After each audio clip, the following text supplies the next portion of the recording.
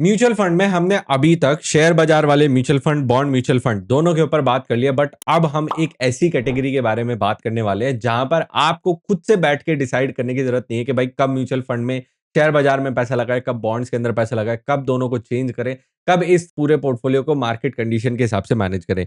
यहां पर आपका पैसा लिक्विडिटी यानी कि ऐसी रिक्वायरमेंट के लिए जो आप अगले 1 से 3 साल के अंदर पूरी करना चाहते हो और उसके लिए अभी पैसे को इन्वेस्ट तो कर रहे हो, बट आने वाले टाइम में जब जरूरत पड़ेगी तो उस टाइम पे पैसे को वापस निकालने की भी एक्सपेक्टेशन रखते हो। इस तरीके के इन्वेस्टिंग के लिए सबसे ज्यादा सुटेबल रहने वाला है हाइब्रिड म्यूचुअल फंड। ये कैटेगरी क्या है? ये बेसिकली आपके पैसे को इक्विटी प्लस बॉन्ड्स के अंदर इन्वेस्ट करता है, जिससे जब शेयर मार्केट अच्छा चल रहा हो, जो फंड मैनेजर है वो आपके पैसे को शेयर मार्केट में ज्यादा लगाएगा, बॉन्ड्स के अंदर कम लगाएगा।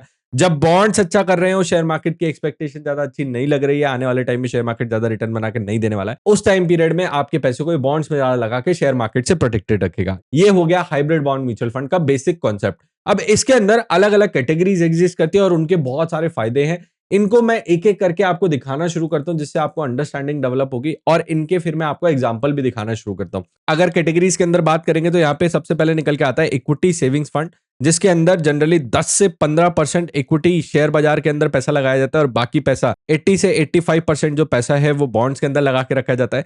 देन उसके बाद आता है कंजर्वेटिव हाइब्रिड फंड। इसके अंदर 30% के आसपास जो पैसा है वो शेयर बाजार में रखा जाता है ऑन एन एवरेज, बट जैसे कि मैंने बताया जब शेयर मार्केट अच्छा होगा तो इसको 30 को बढ़ा के 35 कर देंगे और अगर शेयर मार्केट अच्छा नहीं होगा तो 30 को घटाकर 25 के ऊपर ले आएंगे। इस तरीके से एक 30 की बॉल पार्क रेंज के आसपास ही पैसे को मैनेज किया जाता है कंजर्वेटिव हाइब्रिड फंड के अंदर। यहाँ पर अगेन जो बॉन्ड्स का एक्सपोजर है वो 70% के आसपास रखा जाएगा ताकि पैसे के ऊपर स्टेबिलिटी बनी रहे। अभी मैं बस आपको कैटेगरीज बता रहा हूँ, देन उनके फायदे बताऊंगा, देन उसके बाद इसकी आपको स्कीम नेम्स भी दिखा दूंगा। तो नेक्स्ट आ जाता है भाई यहाँ पर बैलेंस एडवांटेज फंड, जिसके अंदर 50-50 का रेशियो मेंटेन किया जाता है, 50% शेयर बाजार, 50% बॉन्ड्स के अंदर। मैं एक बार ऊपर आपके लिए लिख देता हूं जिससे आपको समझने में, नोटेशन लेने में आसानी रहे। इसके बाद आता है भाई यहाँ पर मल्टी एसेट फंड, जिसमें एक चीज और ऐड कर दी जाती है। 50% के आसपास इक्विटी तो रखा ही जाता है, बॉन्ड के अंदर सिर्फ 30% के आसपास रखा होता है और यहां पर 20% गोल्ड और सिल्वर के अंदर मैनेज किया जाता है। ये एक ऐसी कैटेगरी है जो मल्टीपल एसेट क्लासेस के अंदर जाती है। क्या सिर्फ यही 3 एसेट क्लास होते हैं? नहीं, इसके अंदर और भी ज्यादा एसेट क्लासेस हो सकते हैं, जैसे कि कॉपर होता है, कई बार नेचुरल गैस भी ले लेते हैं, कई बार ऑयल ले लेते हैं। आप देखो रियल एस्टेट के अंदर भी आपको इन्वेस्टमेंट देखने को मिल जाता है, कई बार इंटरनेशनल मार्केट के अंदर भी इन्वेस्टमेंट देखने को मिल जाता है। तो इस तरीके से एक मल्टी एसेट फंड को अलग अलग एसेट क्लासेस के अंदर डाइवर्सिफाई करके इन्वेस्टर के रिटर्न के ऊपर एक एक्स्ट्रा लेयर ऑफ प्रोटेक्शन भी ऐड किया जाता है, साथ ही साथ आपके पैसे को स्टेबिलिटी दी जाती है। तो एक मल्टी एसेट फंड उस इन्वेस्टर के लिए बहुत ज्यादा सुटेबल रहने वाला है जो शायद अभी मार्केट की उतनी अच्छी नॉलेज नहीं रखता है, कॉर्पस भी छोटा है और वो एक ही स्कीम के अंदर मार्केट के अलग अलग एसेट क्लासेस का फायदा उठाना चाहता है। इसके बाद आ जाता है एग्रेसिव हाइब्रिड फंड, जो कि एक ऐसे इन्वेस्टर के लिए सुटेबल रहने वाला है जो कि प्योर इक्विटी 100% शेयर बाजार में पैसा नहीं लगाना चाहता, बट फिर भी मैक्सिमम पैसा 60 से 70% पैसा शेयर बाजार में लगाना चाहता है एंड 30% के आसपास जो मनी है वो बॉन्ड्स के अंदर रखना चाहता है। अब सर इनके फायदे क्या हैं? इन सभी फंड्स के जो रिस्क प्रोफाइल है, जो एक प्योर इक्विटी फंड के कंपैरिजन में जहां पे 12% के आसपास का स्टैंडर्ड डेविएशन क्या होता है, जब मैं आपको सिलेक्शन क्राइटेरिया समझाऊंगा तब और अच्छे से समझ में आएगा, बट अभी बेसिक अंडरस्टैंडिंग देता हूं कि स्टैंडर्ड डेविएशन आपको ये बोलता है कि भैया आपका पैसा कितना रिस्क पे रहने वाला है। जैसे आपको रिटर्न्स परसेंटेज में बताया जाता है, उसी तरीके से आप रिस्क भी परसेंटेजेस में समझ सकते हैं। स्टैंडर्ड डेविएशन जितना ज्यादा होगा उतना पैसा आपका रिस्क पे रहने वाला है। तो एक इक्विटी 100% इक्विटी वाले फंड्स के अंदर जहां पर शेयर बाजार के अंदर सारा का सारा पैसा लगाया जा रहा है, उसके कंपैरिजन में जहां पर 12% का स्टैंडर्ड डेविएशन होता है, इन सभी फंड्स का स्टैंडर्ड डेविएशन जनरली कम देखा गया है। कैसे? एक एग्रेसिव हाइब्रिड फंड का जो स्टैंडर्ड डेविएशन है वो 10%, 10-11% के आसपास देखा गया है। मल्टी एसेट फंड का 9% के आसपास रहता है। जनरली एक बैलेंस एडवांटेज फंड का 5 से 8% के बीच में रहता है। इसके बाद कंजर्वेटिव हाइब्रिड के बारे में बात करूं तो यहाँ पे 3 से 4% के आसपास का स्टैंडर्ड डेविएशन देखा गया है और एक इक्विटी सेविंग्स फंड जो 1 से 2% या 3% के आसपास का स्टैंडर्ड डेविएशन दिखाता है। तो ऑल इन ऑल आपके लिए इन सभी कैटेगरी में से कौन सी कैटेगरी सुटेबल रहने वाली है वो इस बात पर डिपेंड करता है कि आप कितने टाइम पीरियड के लिए अपने पैसे को होल्ड करने वाले हो। जनरली इस कैटेगरी का जो टाइम पीरियड है वो 1 से 5 साल के बीच में रहता है। अगर आप 5 साल के बहुत ज़्यादा पास हो तो आपके लिए नीचे की 2 स्कीम्स सूटेबल रहने वाली है। अगर आप बीच में कहीं लाया कर रहे हो, 3 साल का टाइम होराइज़न लेकर आए हो, अपने पैसे को 3 साल में वापस निकाल ही लोगे, तो आपके लिए बैलेंस, मल्टी एसेट, कंज़र्वेटिव जैसी स्कीम सूटेबल रहने वाली है। बट वहीं अगर आप 1 से 2 साल, 3 साल तक ही अपने पैसे को रखने वाले हो, 3 साल से नीचे ही आपका टाइम होराइज़न है, तो आपके लिए इक्विटी सेविंग्स फंड या कंज़र्वेटिव जैसी फंड सूटेबल रहने वाले हैं। अब इन सभी कैटेगरीज़ के फ़ायदे मैंने आपको बता दिए। यहाँ पर नुकसान ये रहने वाला है कि जैसे-जैसे आप रिस्क को थोड़ा-सा कम करते जाओगे, आपके रिटर्न्स भी कम होते जाएँगे। यहाँ पर शेयर बाज़ार वाले म्यूचुअल फंड जैसी रिटर्न एक्सपेक्टेशन मत रखना। जैसे-जैसे आप कंज़र्वेटिव से थोड़ा नीचे जाओगे, तो आपको 10% से नीचे के रिटर्न देखने को मिलेंगे। ये लॉन्ग टर्म सीएजीआर बोल रहा हूँ। अगेन ये कोई गारंटी नहीं है, but on the past basis historical returns क्या रहे हैं, वो मैं आपको बता रहा हूँ। इसके बाद फाइनली बात करें इन सभी कैटेगरीज की पॉपुलर स्कीम्स के बारे में, तो यहाँ पे सबसे पहले बात करते हैं इक्विटी सेविंग्स फंड के बारे में, जहां पर सबसे टॉप पर आईसीसी की स्कीम निकल के आ रही है। 18,000 करोड़ का एयूएम है एंड सेकंड नंबर पे कोटक है। ये दोनों स्कीम इस कैटेगरी की काफी ज्यादा पॉपुलर स्कीम है। कोटक के अंदर भी 9,000 करोड़ के आसपास का एयूएम है and long term return 3 year CAGR आप यहाँ पे देख सकते हो। मैं लॉन्ग टर्म 3 ईयर इसलिए बोल रहा हूँ क्योंकि ये कैटेगरी बहुत ज्यादा लंबे टाइम पीरियड के लिए होल्ड नहीं की जाती, इसका टाइम पीरियड वैसे ही छोटा होता है। तो यहाँ पर आपको रिटर्न्स भी देखने को मिल जाएंगे। इसके बाद नेक्स्ट बात करें कंजर्वेटिव हाइब्रिड फंड्स के बारे में, तो यहाँ पर भी आप स्क्रीन के ऊपर देख सकते हो, ये उतनी ज्यादा पॉपुलर नहीं है जितनी बाकी सारे हाइब्रिड फंड्स है, बट स्टिल बहुत सारे इन्वेस्टर इसको कंसिडर करते हैं अपने रिटायरमेंट प्लानिंग के पोर्टफोलियो के लिए, जहां पर वो अपने पैसे को स्टेबिलिटी से थोड़ा सा ज्यादा एफडी से ज्यादा ग्रो कराना चाहते हैं।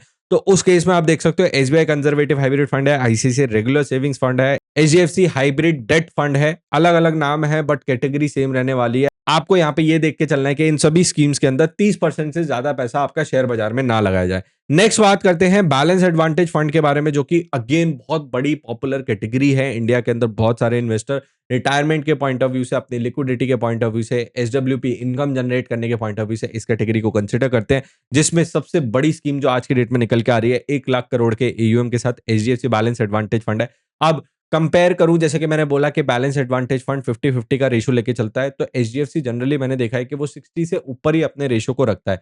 तो क्या एक रूल है कि भाई अगर बैलेंस एडवांटेज की कैटेगरी है तो उसमें 50-50 ही रखा जाएगा? ऐसा बिल्कुल भी नहीं है। बहुत सारी स्कीम्स इस रूल से थोड़ा सा डेविएट भी कर जाती है। तो इसलिए एज अ इन्वेस्टर ये आपकी रिस्पॉन्सिबिलिटी है कि अगर आपको अपना पैसा 50-50 ही मैनेज कराना है, तो आपको स्कीम का पोर्टफोलियो भी जाके देखना होगा। रिटर्न्स को चेज करने से कोई भी फायदा नहीं होने वाला है। सिर्फ आप पास रिटर्न्स भी देख के अपना पैसा लगा रहे हो, तो आप बहुत बड़ी गलती करने वाले हो। आपको पोर्टफोलियो के अंदर एक नज़र ज़रूर मारनी पड़ेगी। Don't worry about it. इस पूरे सिलेक्शन प्रोसेस को आपको जब हम स्कीम सिलेक्शन क्राइटेरिया समझाएँगे, तब आपको डिटेल में समझा दूँगा। नेक्स्ट यहाँ पे आपको लिस्ट के अंदर देखने को मिल जाएगा ICICI Pru balance advantage fund, SBI balance advantage fund, Kotak है, टाटा है। मल्टीपल स्कीम्स आपको इस कैटेगरी के अंदर देखने को मिल जाएंगी। नेक्स्ट बात करते हैं मल्टी एसेट फंड्स के बारे में। यहाँ पर भी जो पोर्टफोलियो है वो चेक करना बहुत ज़्यादा ज़रूरी रहता है। कुछ फंड्स है जो इक्विटी लेवल ज़्यादा लेके चलते हैं, कुछ फंड्स है जो कम लेके चलते हैं, कुछ गोल्ड सिल्वर के अंदर ज़्यादा पैसा रखते हैं। तो आपके लिए क्या सूटेबल है? आप किस तरीके का एसेट एलोकेशन मेंटेन करना चाहते हो? कितना पैसा गोल्ड सिल्वर में, कितना पैसा शेयर बाजार में, कितना पैसा बॉन्ड्स के अंदर? ये समझने के बाद अपने लिए सूटेबल स्कीम को सेलेक्ट कर सकते हो। नंबर 1 बात करूँ ICICI Pru multi asset fund, यहाँ पर 80,000 करोड़ का ईएम है। ये स्कीम इतनी बड़ी है कि बाकी जो नेक्स्ट 3-4 स्कीम्स है उनको कंबाइन भी कर दोगे तो भी इसका ईएम नहीं बनेगा। तो इसके बाद आ रहा है एसबीआई का, निपॉन का, कोटक का, डीएसपी मल्टी एसेट फंड। ये सारी पॉपुलर स्कीम्स आपको यहाँ पे आती हुई दिख रही हैं। डीएसपी पिछले कुछ टाइम पीरियड में ही लॉन्च हुआ है और ये काफ़ी अच्छा करता हुआ दिख रहा है। मार्केट के अंदर इसकी पॉपुलैरिटी काफ़ी तेज़ी से बढ़ रही है।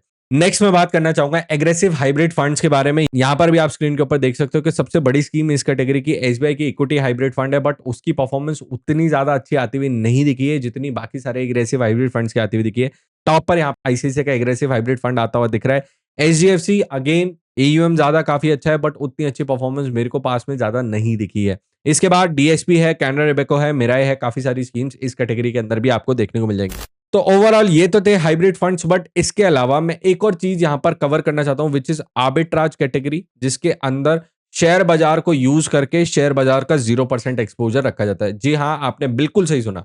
100 रुपीज अगर मार्केट के अंदर इन्वेस्ट करना है और यहां पर कैश मार्केट यानी कि डिलीवरी मार्केट, जो इन्वेस्टर स्टॉक मार्केट के अंदर पैसा लगाते हैं उनके लिए टेक्निकल कॉन्सेप्ट जरूरी होगा, बट अगर आपको ये नहीं भी समझ आया तो कोई बहुत बड़ी प्रॉब्लम नहीं है।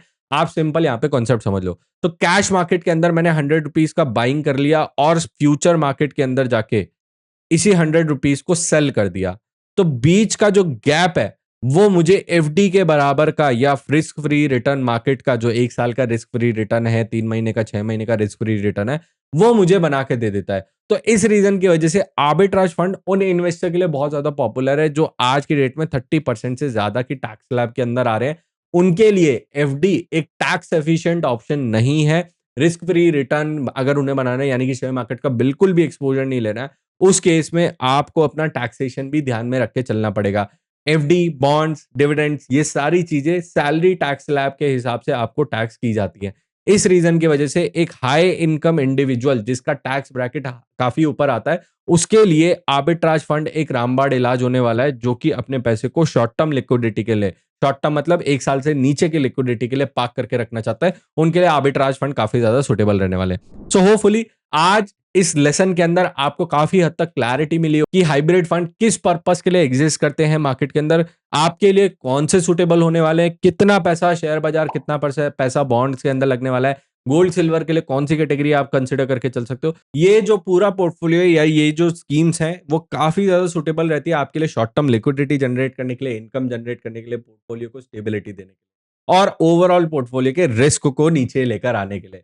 तो होपफुली आज आपको इस वीडियो से काफ़ी हद तक हेल्प मिली होगी कि हाइब्रिड म्यूचुअल फंड के अंदर आपको इन्वेस्टिंग किस तरीके से प्लान करनी है, क्या-क्या ऑप्शंस आपके पास अवेलेबल हैं, क्या-क्या फ़ायदे आपको हाइब्रिड म्यूचुअल फंड से मिलने वाले हैं। एंड अगर आप इस सीरीज़ को कंटिन्यू करना चाहते हो, इस म्यूचुअल फंड इन्वेस्टिंग की जर्नी को अपने लिए एक इन्फॉर्म्ड डिसीजन बनाना चाहते हो, तो अभी के अभी चैनल को सब्सक्राइब कर लो और हमारे कोर्स में आगे तक बने रहो। Mutual fund investments are subject to market risks. Read all scheme related documents carefully.